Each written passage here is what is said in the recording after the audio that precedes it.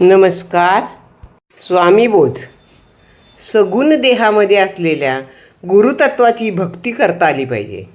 आपल्या देहाबाहेरील दुसऱ्या देहावर गुरुतत्वाचं आलंबन घेऊन त्याची पूजा, त्याची भक्ती केल्यानंतर जो भक्त आपोआप स्वतःच्याच देहातील गुरुतत्व उमजू लागतो, तेव्हा सद्गुरुतत्व पूर्ण आनंद आणि समर्थ आहे. हे ज्ञान अंतरात जिरवले जाईल. मग कालांतराने साधक म्हणेल, अहम ब्रह्माची, मीच स्वतः सद्गुरू आहे. परमात्म्याची ओळख करून घेऊन परमात्म्यात विलीन होणे हेच जीवनाचे सर्वस्व आहे. नामस्मरणाने वृत्ती चांचल्य कमी होते, मनुष्य चिंतनशील बनतो. नामस्मरणाने प्राप्त होणारी दिव्य दृष्टी अशा दृष्टीचे ज्ञान घडवते की सृष्टी गुप्तही आहे आणि प्रकटही आहे. म्हणून तुम्ही सर्वजण स्वामी समर्थांचं नामस्मरण आनंदाने करत जा. श्री स्वामी समर्थ.